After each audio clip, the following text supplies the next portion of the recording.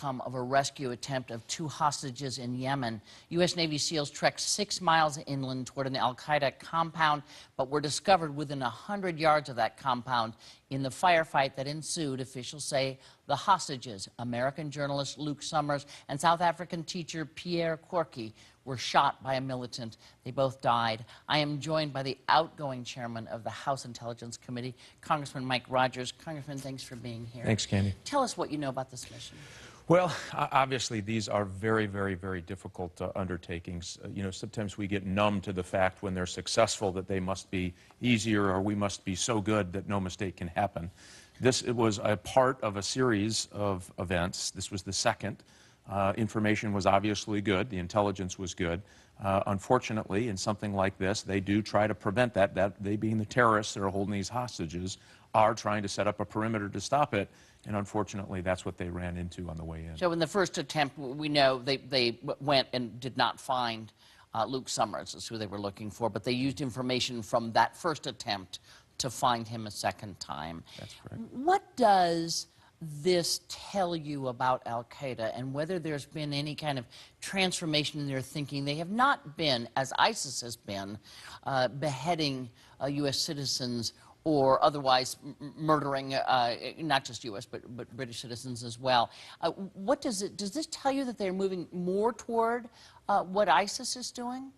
No, not necessarily. If you remember, 8QAM, the al-Qaeda in the Maghreb, northern Africa, has been taking hostages, ransoming hostages, and has been the single largest, up to about 2012, contributor to al-Qaeda in cash payments, meaning people were cooperating, paying the ransom. When it didn't happen, they do execute their hostages. And so we need to understand that this isn't something new. I think the sheer terror of the way that ISIS does it by beheading certainly has gotten into the conscience of America, but they've been engaged in this practice for a very long time, al-Qaeda as well as ISIS tactics. Right. So what we know is they're still trying to ransom, and I think this should re-engage the debate about paying ransoms. When you pay ransom, you get more kidnappings. That's certainly what we saw across Africa.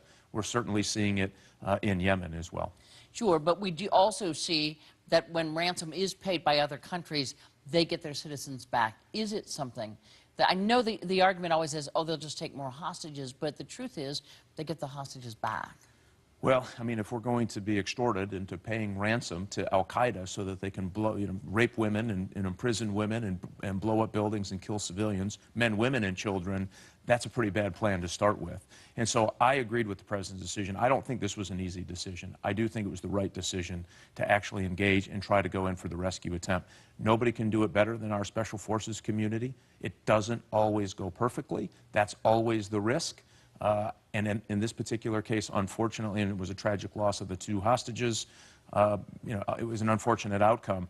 But I do believe you have to take these kinds of decisions. And I commend the president for acting, because the intelligence showed an urgency to get in, or they were going to kill this American hostage anyway. Right.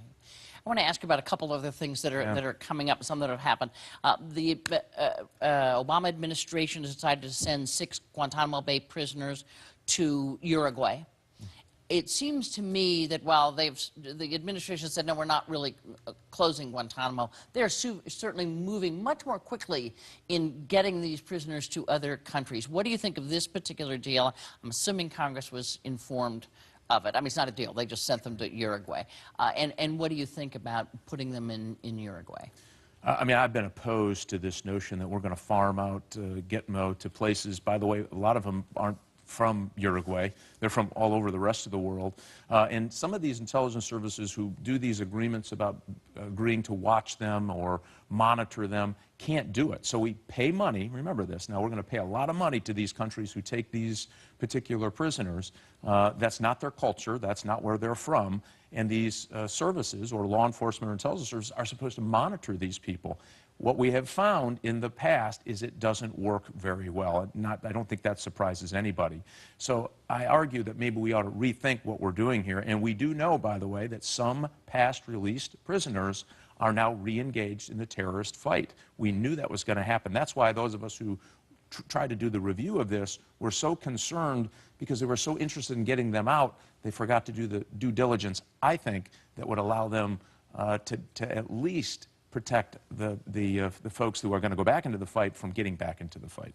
Let me move you on to a couple of other things. The Senate Intelligence Committee, we expect, will be releasing this report on the CIA activities vis-a-vis interrogation of terrorists during the Bush administration, may come this week. Do you know what's in the report, and what's your basic fear, or do you applaud the idea of saying, let's get some of this out there? No, I think this is a terrible idea. So our foreign partners are telling us this will cause violence and deaths. Our foreign leaders have approached the government and said, you do this, this will cause violence and deaths. Our own intelligence community has assessed that this will cause violence and deaths. Because why? Because other countries, and they're not going to name other countries that help the U.S. in interrogating and holding suspected terrorists. So if they don't name it and they don't have things that otherwise identify a country, why would it cause?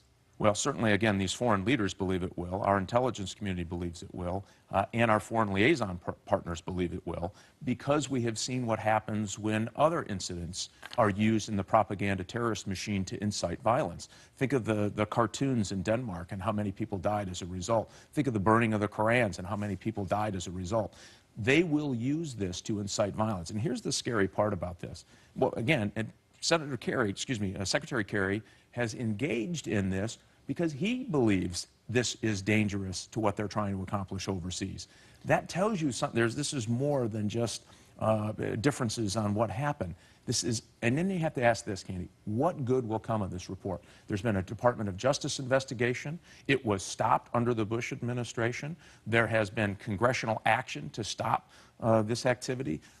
President Obama put an executive order saying he wouldn't continue any of that activity, not that it was going on, it had since been stopped. So you have to ask yourself, if you know that all of those learned people believe that people will die because of this report, what good can come of it, knowing all of that all those other things have actually happened? I can't let you go, even though I'm out of time, because I need to ask you about the Benghazi report that your committee put out. It's been criticized by a lot of Republicans.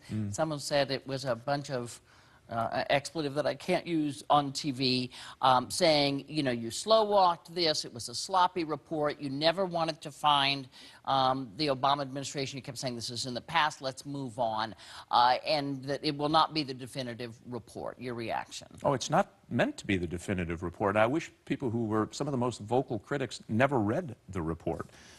Actually, some of the most vocal critics never accessed the classified evidence or the classified annex to the report. I find that a little bit troubling, that they would spend so much time looking for a partisan angle on this.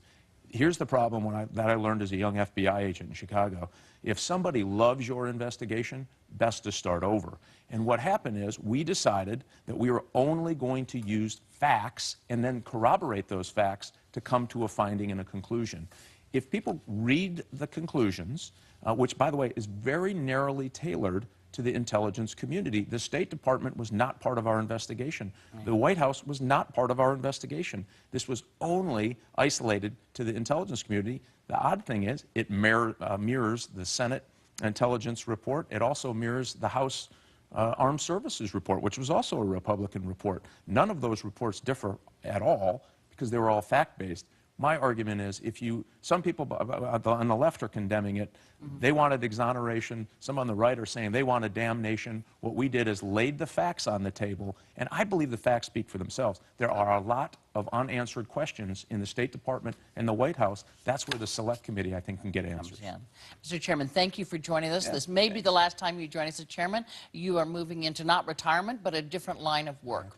We are going to miss you and your voice on Sunday mornings for sure, and thanks for all your good service and all of the communication you've been able to do and getting all that information. By the way, you are a tough interview, so don't let anyone tell you different.